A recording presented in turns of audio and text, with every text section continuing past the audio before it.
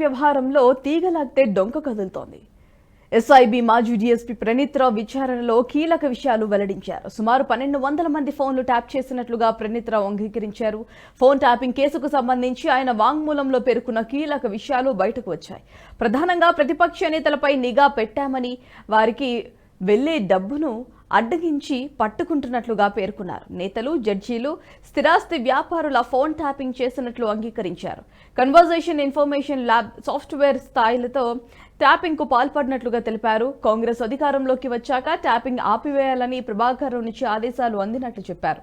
ప్రభాకర్ రావు రాజీనామా చేసే ముందు రికార్డులన్నీ ధ్వంసం చేయాలని సూచించినట్లుగా తెలిపారు. రికార్డులు ధ్వంసం చేసి కొత్త వాటిని అమర్చామని పేర్కొన్నారు.